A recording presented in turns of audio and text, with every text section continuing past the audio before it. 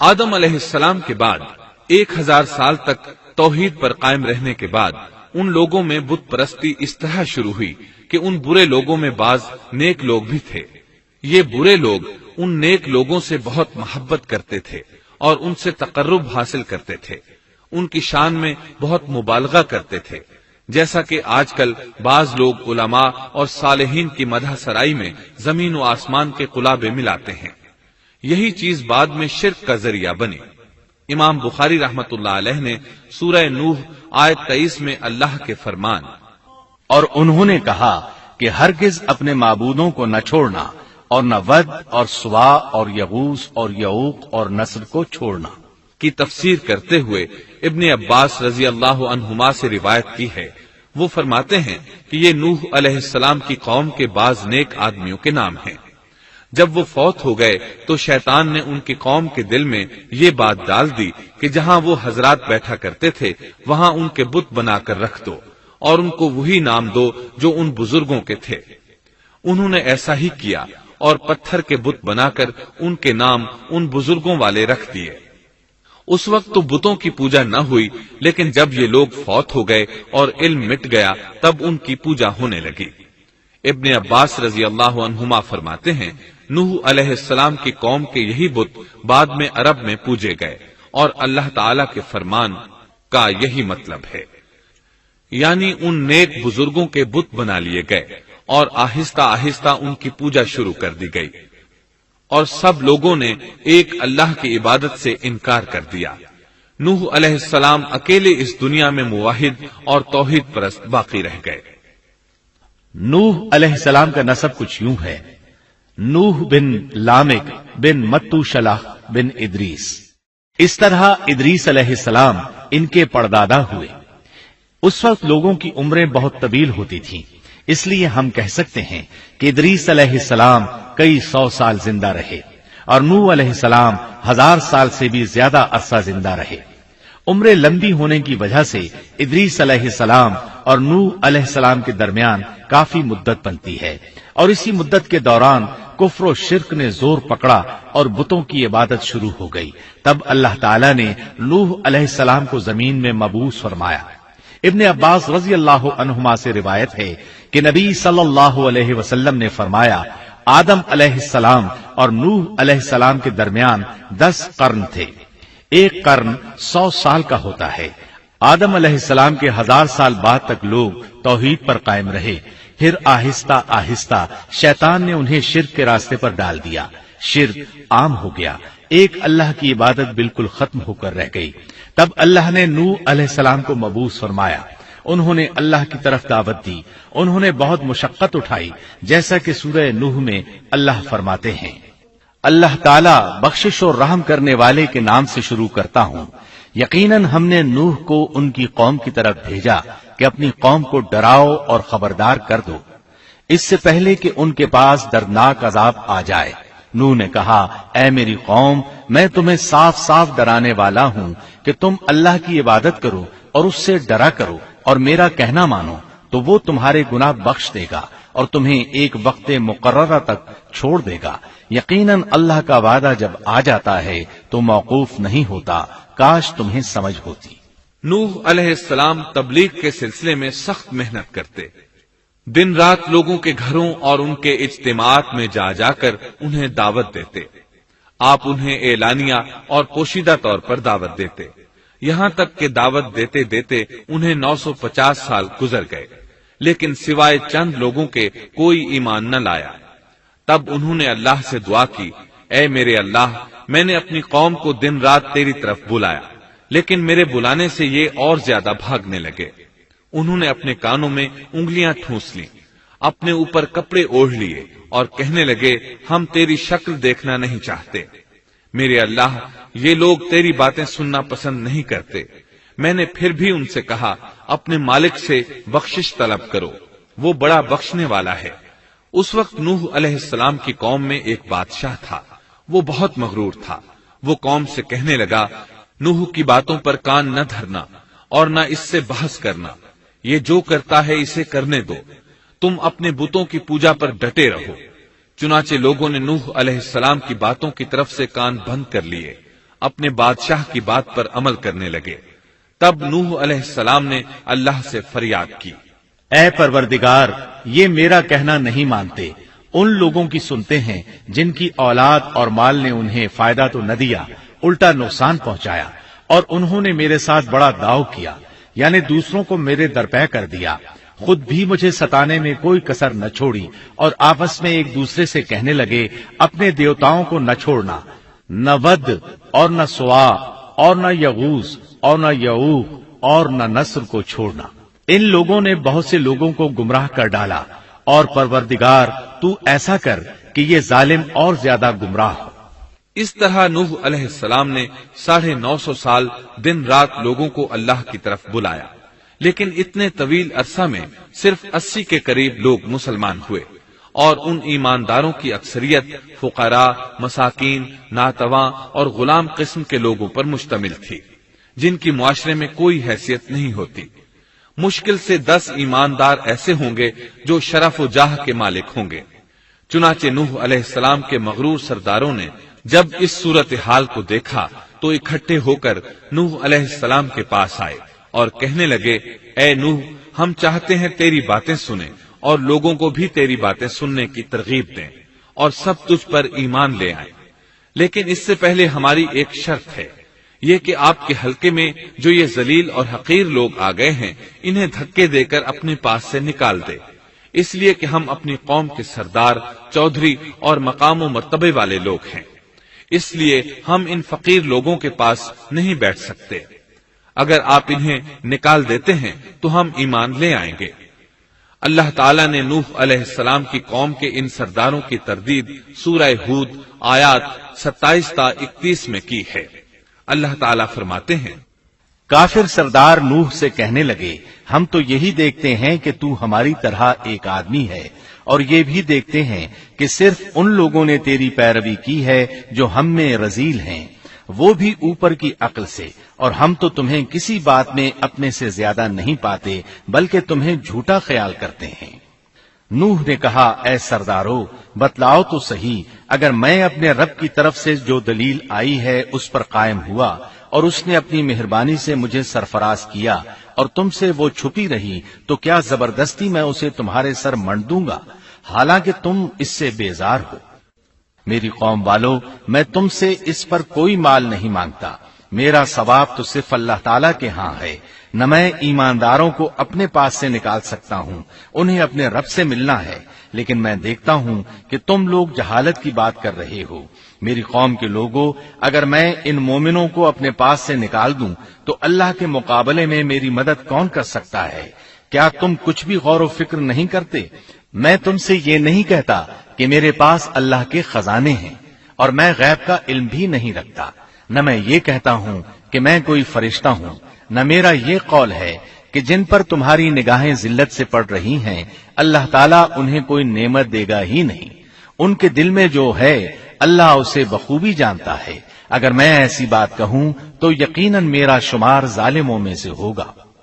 اس پر نوح علیہ السلام کی قوم اور اکڑ گئی اور وہ کہنے لگے، اے نوح، بس بہت ہو گیا، تو نے ہمیں بہت ڈرا دھمکا دیا، اب اگر تو سچا ہے تو جس چیز کا وعدہ تو ہم سے کرتا تھا اس کو لے آ۔ نوح علیہ السلام نے ان کی بات سن کر کہا، عذاب لانا تو اللہ کا کام ہے، اللہ کو کوئی عاجز نہیں کر سکتا، اور جب اس کا عذاب آ جائے گا تو کوئی بھاگ نہیں سکے گا۔ اس کے بعد نوح علیہ السلام کی قوم کا ان سے آمنا سامنا ہوا تو انہوں نے ان سے کہا، اے میری قوم، اگر تم پر یہ گراں گزرتا ہے کہ میں تم میں رہتا ہوں اور تمہیں اللہ کی باتیں سنا رہا ہوں، تم اس سے چڑھتے ہو اور مجھے نقصان پہنچانے کے درپے رہتے ہو، تو سنو، میں صاف کہتا ہوں، مجھے تمہارا کوئی خوف نہیں، تمہاری کوئی پرواہ نہیں، تم سے جو ہو سکے کر گزرو، میرا جو بگاڑ سکتے ہو بگاڑ لو، تم اپنے شریکوں اور جھوٹے معبودوں کو بھی بلا لو اور مل جل کر مشورے کر کے بات کھول کر پوری قوت کے ساتھ مجھ پر حملہ کرو، تمہیں قسم ہے تم میرا جو بگاڑ سکتے ہو بگاڑ لو، اس میں کوئی کسر اٹھا نہ رکھو، مجھے بالکل مہلت نہ دو، اچانک مجھے گھیر لو، میں بالکل بے خوف ہوں، اس لیے کہ تمہارے راستے کو میں باطل جانتا ہوں، میں حق پر ہوں، حق کا ساتھی اللہ ہوتا ہے، میرا بھروسہ اسی عظیم ذات پر ہے، مجھے اس کی قدرت کی بڑائی معلوم ہے۔ نوح علیہ السلام نے واضح الفاظ میں اپنی قوم کو چیلنج دیا، لیکن کسی میں طاقت نہ ہوئی کہ وہ نوح علیہ السلام کا مقابلہ کر سکے۔ چنانچہ کہنے لگے، اسے چھوڑ دو، یہ مجنون اور بے وقوف ہے، نعوذ باللہ۔ بہرحال معاملہ اسی طرز پر چلتا رہا، یہاں تک کہ سال ہر سال گزر گئے، لیکن کوئی مسلمان نہ ہوا۔ پھر پہاڑ پر رہنے والے لوگ روز بروز برائی میں ترقی کرتے چلے گئے، اور جو لوگ شروع میں ایمان لائے تھے ان کے علاوہ اور کوئی شخص ایمان نہ لایا۔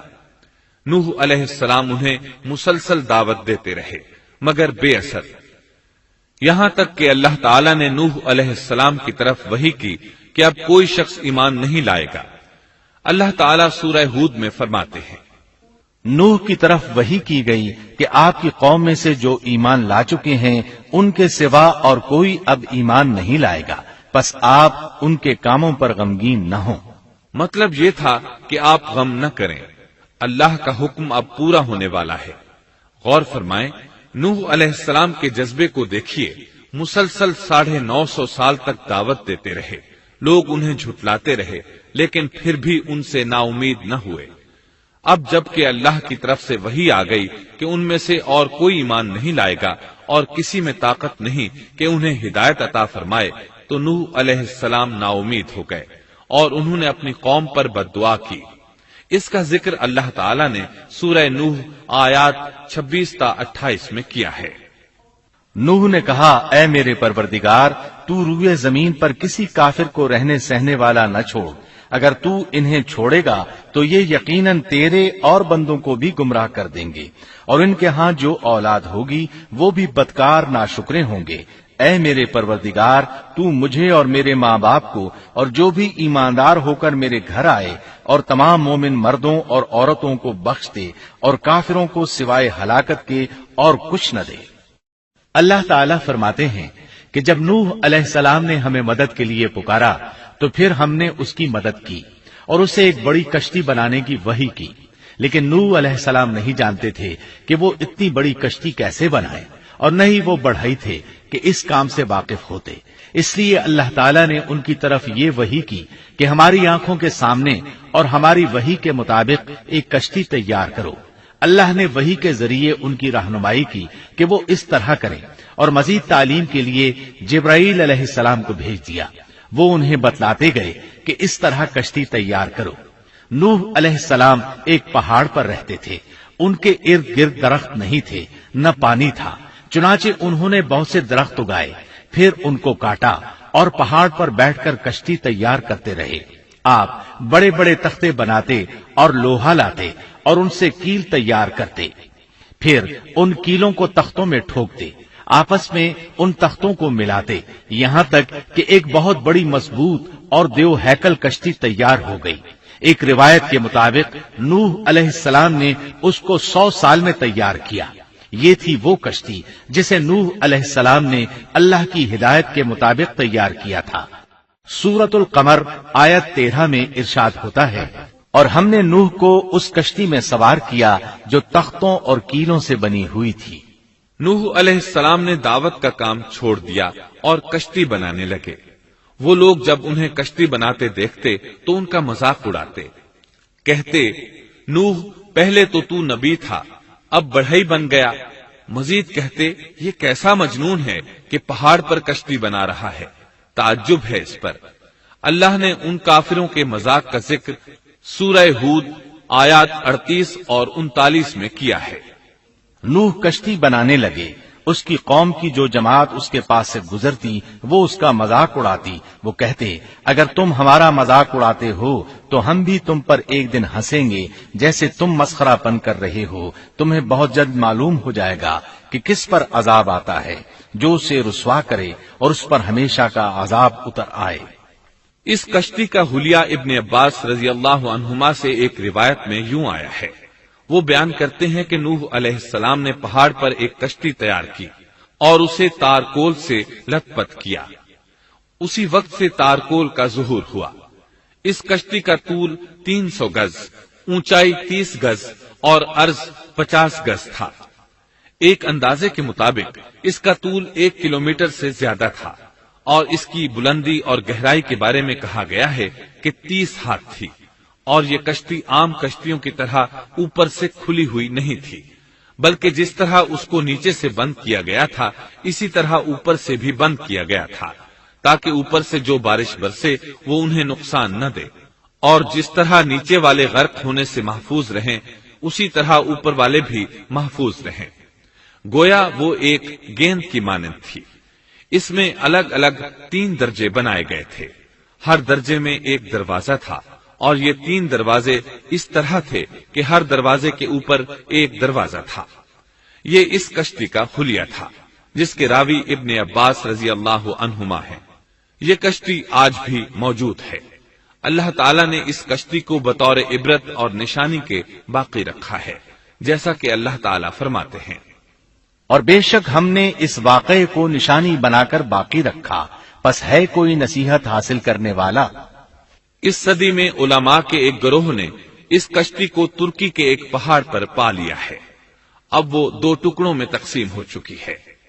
اس کا حلیہ وہی تھا جو بیان ہوا۔ اللہ کا فرمان سچا ثابت ہو گیا کہ ہم نے اس کو نشانی بنا کر باقی رکھا ہے۔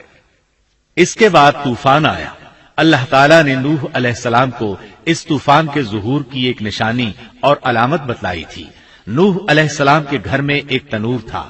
اللہ نے فرمایا، جب یہ تنور جوش مارنے لگے اور پانی اس سے ابلنے لگے تو سمجھ لینا اللہ کا وعدہ آ گیا۔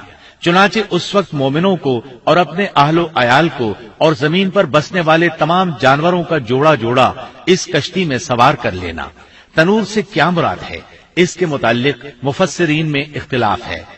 بعض کہتے ہیں کہ اس سے مراد ایک چشمہ ہے جو زمین سے نکلتا ہے، لیکن راجح روایات کے مطابق اس سے مراد معروف تنور ہے جس میں آگ جلا کر روٹیاں پکائی جاتی ہیں۔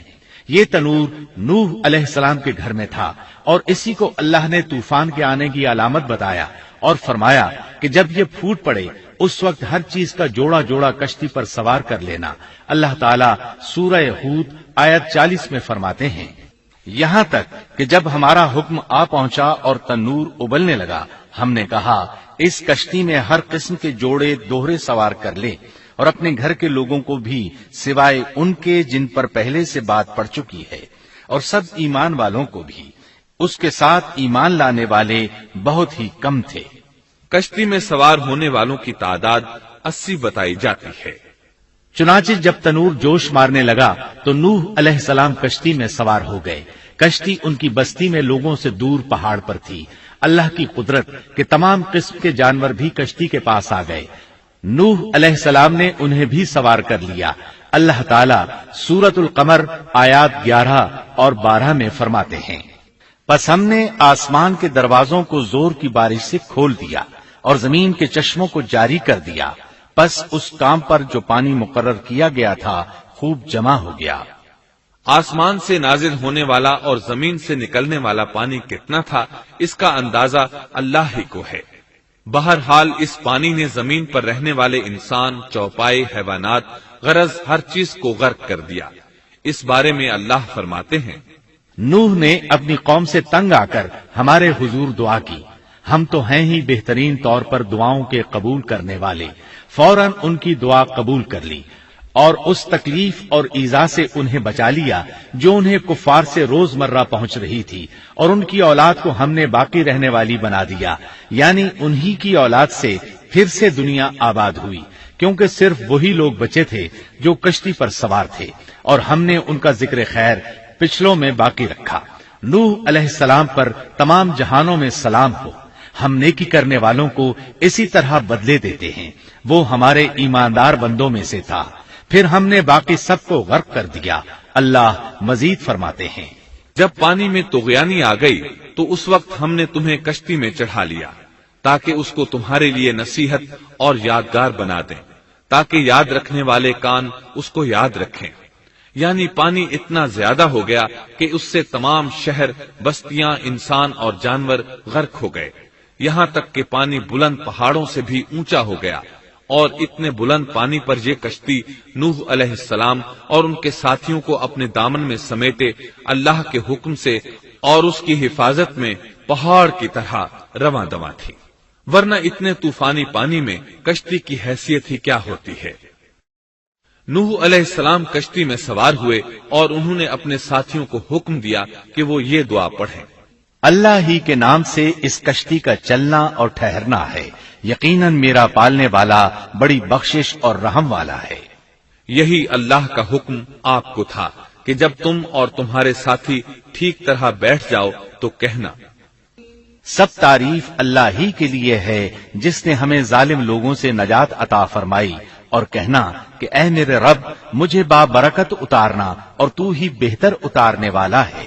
اللہ تعالیٰ نوح علیہ السلام کو نصیحت کر رہے ہیں کہ اللہ آپ کو اور آپ کے اہل کو نجات عطا فرمائیں گے۔ کشتی میں نوح علیہ السلام کے کافر بیٹے کے علاوہ تمام گھر والے سوار تھے۔ آپ کے کافر بیٹے کا نام کنعان تھا، وہ ایک طرف کھڑا تھا۔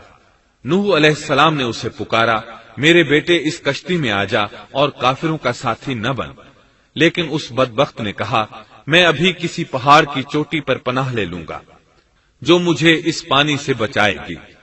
نوح علیہ السلام نے کہا، آج اللہ کے حکم سے کوئی بچانے والا نہیں مگر وہی جس پر اللہ رحم کرے۔ باپ اور بیٹے کے درمیان یہ گفتگو جاری تھی کہ ایک طوفانی موج نے اسے اپنی زد میں لے لیا اور اسے غرق کر دیا۔ نوح علیہ السلام سے اللہ نے وعدہ کر رکھا تھا کہ اللہ تعالیٰ اس کے اہل کو نجات عطا فرمائے گا۔ چنانچہ جب آپ کی آنکھوں کے سامنے آپ کا بیٹا غرق ہو گیا تو وہ پکار اٹھے، اے اللہ، میرا بیٹا میرے گھر والوں میں سے تھا اور تو نے مجھ سے وعدہ کیا تھا کہ میرے گھر والوں کو نجات عطا فرمائے گا، اور تو تمام حاکموں سے بہتر حاکم ہے، لہذا ناممکن ہے کہ تیرا وعدہ پورا نہ ہو۔ واضح ہو کہ نوح علیہ السلام کا اپنے بیٹے کے بارے میں بات کرنا بطور استفسار تھا، بطور بحث نہیں تھا۔ آپ وضاحت چاہتے تھے۔ اللہ تعالیٰ نے فرمایا، اے نوح، وہ تیرے اہل سے نہیں تھا کیونکہ وہ کافر تھا۔ کفر نسب کو ختم کر دیتا ہے۔ ایک مومن کا دوسرے مومن سے تعلق ایک مسلمان بھائی کے کافر بھائی سے تعلق سے زیادہ بڑا ہے، اور حقیقی اخوت وہ ہے جس کی بنیاد ایمان پر ہو۔ کفر تو نسبی تعلق کو کاٹ دیتا ہے، اس لیے اللہ نے یہ نہیں فرمایا کہ وہ کافر ہے، بلکہ یہ فرمایا کہ وہ تیرے اہل سے نہیں ہے۔ ہمارے لیے بھی یہی حکم ہے، کسی مومن کا کافر کے ساتھ رشتہ نہیں ہو سکتا۔ اس کے ساتھ اللہ نے نوح علیہ السلام کو نصیحت فرمائی کہ آپ ہرگز وہ چیز نہ مانگیں جس کا آپ کو مطلقاً علم ہی نہ ہو، اور ہم آپ کو نصیحت کرتے ہیں کہ جاہلوں میں اپنا شمار کرانے سے باز رہیں۔ جب نوح علیہ السلام یہ بات جان گئے کہ ان کا سوال واقعے کے مطابق نہیں تھا تو فوراً اس سے رجوع کر لیا اور اللہ تعالیٰ سے اس کی رحمت اور مغفرت کے طالب ہوئے۔ اس موقع پر انہوں نے دعا کی۔ نوح علیہ السلام نے کہا، اے میرے پروردگار، میں تیری ہی پناہ چاہتا ہوں اس بات سے کہ تجھ سے وہ مانگوں جس کا مجھے علم ہی نہ ہو۔ اگر تو مجھے نہ بخشے گا اور تو مجھ پر رحم نہیں کرے گا تو میں خرابی والوں میں ہو جاؤں گا۔ یہ دعا انہوں نے مانگی۔ اپنے بیٹے کے متعلق سوال کے علاوہ نوح علیہ السلام نے اللہ تعالیٰ کی کوئی نافرمانی نہیں کی اور نہ اپنے نفس پر کسی نافرمانی کو شمار کیا۔ کشتی نوح علیہ السلام اور ان کے ساتھیوں کو لیے پانی کی موجوں پر بلند ہو رہی تھی، اور زمین پر موجود ہر چیز، انسان، حیوانات، چوپائے، پرندے غرق ہو چکے تھے۔ ان میں کوئی بھی باقی نہیں بچا تھا۔ اگر کوئی زندہ بچا تھا تو کشتی والے۔ ابن عباس رضی اللہ عنہما سے روایت ہے کہ نوح علیہ السلام اور ان کے ساتھی 6 ماہ کشتی میں رہے، اور بعض روایات میں یہ بھی ہے کہ وہ محرم کی 10 تاریخ کو کشتی سے نیچے اترے۔ آخر اللہ کے حکم سے طوفان رک گیا۔ اللہ نے زمین کو حکم دیا کہ وہ تمام پانی کو نگل جائے۔ زمین نے سارا پانی نگل لیا، زمین خشک ہو گئی۔ اللہ تعالیٰ سورہ ہود آیت 44 میں فرماتے ہیں، اور فرما دیا گیا کہ اے زمین اپنے پانی کو نگل جا، اور اے آسمان بس کر تھم جا۔ اسی وقت پانی سکھا دیا گیا اور کام پورا کر دیا گیا، اور کشتی جودی نامی پہاڑ پر جا ٹھہری، اور فرما دیا گیا کہ ظالم لوگ اللہ کی رحمت سے دور ہیں۔ کشتی جودی پہاڑ پر جا کر ٹھہر گئی۔ اب انہیں حکم ہوا کہ سلامتی کے ساتھ کشتی سے اتر آئیں۔ آپ پر بھی برکت نازل ہوگی اور ان قوموں پر بھی جو آئندہ آپ کی نسل سے پیدا ہوں گی، اور آپ کی نسل میں سے کچھ لوگ ایسے بھی ہوں گے جنہیں ہم فائدہ تو ضرور پہنچائیں گے، پھر انہیں ہماری طرف سے دردناک عذاب پہنچے گا۔ بہت سی روایات میں یہ بات مذکور ہے کہ نوح علیہ السلام ایک لمبی مدت یعنی 6 ماہ کشتی میں طوفان تھم جانے کا انتظار کرتے رہے۔ آپ نے طوفان کے حالات معلوم کرنے کے لیے ایک کبوتر بھیجا جو واپس آ گیا، اسے پاؤں رکھنے کو جگہ نہ ملی۔ اسے دوبارہ بھیجا گیا تو وہ پھر واپس آ گیا۔ چند دن بعد اسے پھر بھیجا گیا تو وہ اپنی چونچ میں زیتون کی ایک ٹہنی لیے ہوئے تھا۔ اس سے نوح علیہ السلام نے معلوم کر لیا کہ پانی زمین سے کچھ ہی اونچا رہ گیا ہے اور درخت وغیرہ اگ چکے ہیں۔ کچھ دن بعد اسے پھر بھیجا گیا۔ اس مرتبہ وہ واپس لوٹا تو اس کے پاؤں خاک آلود تھے۔ نوح علیہ السلام نے سمجھ لیا کہ طوفان رک گیا اور زمین خشک ہو چکی ہے۔ سیرت کی کتب میں یہ واقعہ موجود ہے۔ اسی کی بنیاد پر سیرت نگاروں کا کہنا ہے کہ کبوتر کا آنا سلامتی کی علامت تھا اور اس کی چونچ میں زیتون کی ٹہنی نوح علیہ السلام کی بادشاہت کی طرف اشارہ تھا۔ اس طرح نوح علیہ السلام زمین پر اتر آئے۔ اس وقت اولاد آدم میں سے کوئی انسان سوائے ان لوگوں کے زندہ نہیں بچا تھا۔ جزیرہ عرب، فلسطین اور ان کے ارد گرد کا علاقہ غرق ہونے سے محفوظ رہا۔ ان کے علاوہ تمام زمین غرق ہوئی تھی۔ سب کے سب طوفان کی نذر ہو گئے۔ صرف نوح علیہ السلام سے اولاد پیدا ہوئی اور زمین میں ان کی اولاد کے علاوہ اور کسی کی نسل باقی نہ رہی۔ اسی وجہ سے نوح علیہ السلام کو آدم ثانی اور ابو البشر ثانی کہا جاتا ہے، کیونکہ تمام کے تمام بشر انہی کی طرف منسوب ہیں۔ سورۃ الصافات آیات 75 تا 77 میں اسی طرف اشارہ ہے۔ اور ہمیں نوح نے پکارا تو دیکھ لو کہ ہم کیسے اچھے دعا قبول کرنے والے ہیں۔ ہم نے اسے اور اس کے فرمانبرداروں کو اس زبردست مصیبت سے بچا لیا۔ اس کی اولاد ہم نے باقی رہنے والی بنا دی۔ ایک دوسرے مقام پر اللہ تعالیٰ دیگر امم اور رسولوں کے متعلق کلام کرتے ہوئے فرماتے ہیں، اے ان لوگوں کی اولاد جنہیں ہم نے نوح کے ساتھ چڑھا لیا تھا، وہ ہمارا بڑا ہی شکر گزار بندہ تھا۔ نوح علیہ السلام کے 3 بیٹے تھے، سام، حام اور یافس۔ سام کی نسل زیادہ تر سفید رنگت کی تھی اور بہت کم لوگ ان میں سیاہ فام تھے، البتہ کچھ ان میں گندمی تھے۔ حام کی اولاد کی اکثریت سیاہ فام تھی، ان میں بہت کم لوگ سفید رنگ کے تھے، اور یافس کی اولاد سرخی مائل رنگ کی تھی۔ عرب اور بنو اسرائیل سام کی اولاد ہیں، تمام حبش حام کی اولاد ہیں، ترک اور مشرقی ایشیا کے لوگ یافس کی اولاد ہیں۔ طوفان کے بعد نوح علیہ السلام اللہ کے بندوں میں 350 سال تک زندہ رہے، اور وہ اللہ کے قول عبدن شکورن کے مصداق تھے۔ پھر نوح علیہ السلام فوت ہو گئے۔ راجح ترین روایات کے مطابق آپ مکہ میں دفن ہوئے۔ ایک دوسری روایت کے مطابق آپ لبنان میں دفن ہوئے۔